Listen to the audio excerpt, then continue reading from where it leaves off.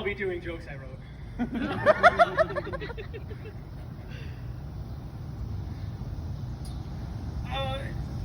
How's everybody's pandemic going? Good? Right? Anyway, welcome to our pandemic talent show. Thank you guys for coming out, supporting local entertainers who very obviously been trapped inside for quite a while. We're all sitting indoors, a lot of us just kind of waiting, just sitting around twiddling our thumbs until Bill Gates gives us that sweet, sweet nectar straight into our arms. That vaccine. Can't wait, honestly, for it, so I can yell at strangers as closely as I'd like.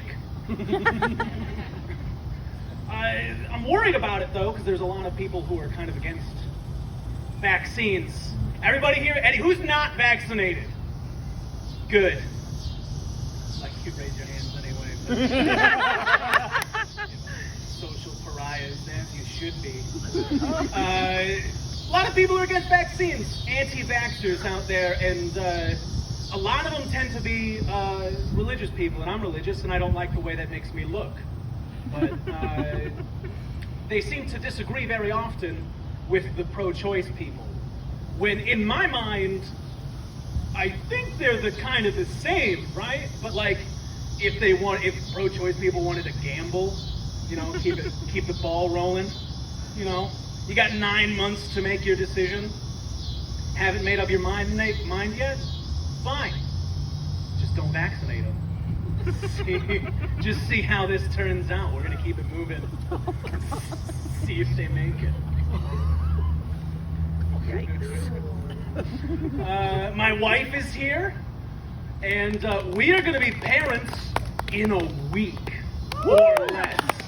Kid can come anytime now. And I just want to preface all of these next jokes with, Evelyn, I love you, and these are all just jokes. Yeah. But you've been getting a lot of this, and I've been getting even more of it because I'm going out a little bit more. I'm doing all the going out for us so she can stay inside. But I'll get a lot of, oh my gosh, are you guys ready? You guys ready to experience the miracle of birth? The miracle of birth. And sometimes I'll just say, yeah, can't wait. And then sometimes I'll be honest with them and tell them that I don't think that birth is really all that much of a miracle. Any other parents out there? Any real parents? With responsibility? Hey, moms, yeah, your birthday, it wasn't that special. Honestly, for me, I think a miracle has to be uncommon, right? Kind of raising the dead. That only happened a couple of times, 0 times if you're not religious.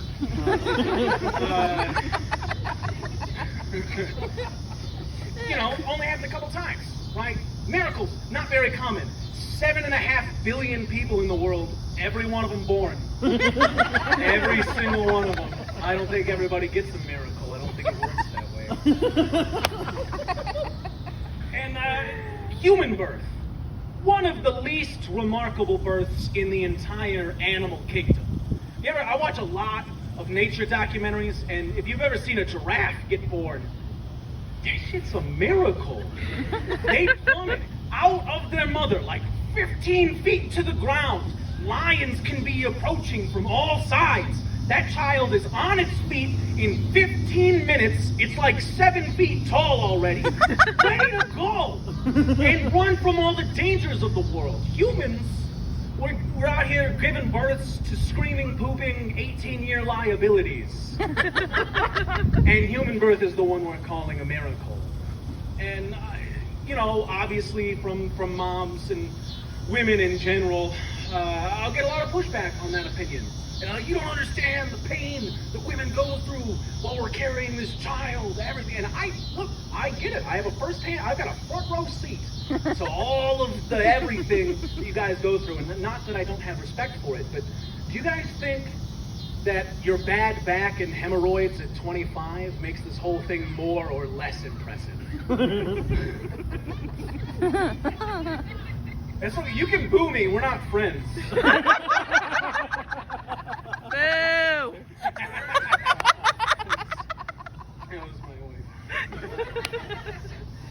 also think it is a little scary though, giving birth. We're in this next couple of weeks. There's a lot of kind of, I guess, understandable anxiety about the entire process. A lot can go wrong at birth. You know, kids can be born and that cord can get wrapped around their neck. That is very scary, and you know, God forbid that happen. But look, if babies were miracles in 2020, you'd think they'd have like Bluetooth at this point. They're still plugged in. 1992 or something. I also get like a lot of people coming up to me. Oh my gosh, you are gonna love her. It's a her. We're gonna love her immediately. And Evelyn might, because they've been hanging out for 9 months. But I'm just gonna have met this kid. I think it's kind of a ludicrous assumption that I'm gonna love her right away. Right? I'm kind of that stereotypical male, and men can be in relationships with people who, there's kids here, but you know what women do to men for long periods of time, even though we don't deserve it.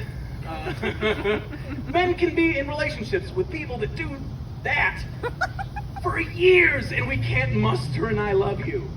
But I'm supposed to meet this person immediately and give her an I love you? Gotta earn it.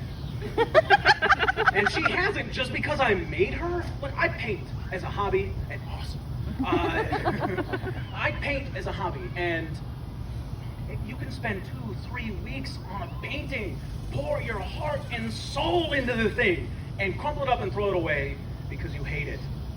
Even though you made it. And I'm supposed to love my daughter because I made her? I worked way harder on painting than I did my daughter. It took me 45 seconds to ask her. I promise. That's a liberal estimate, too. I am not known for taking my time.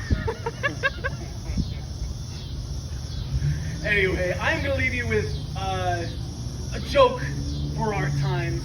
Any sci-fi fans out there? Who likes Star Trek? Trekkies? Yeah? Right on.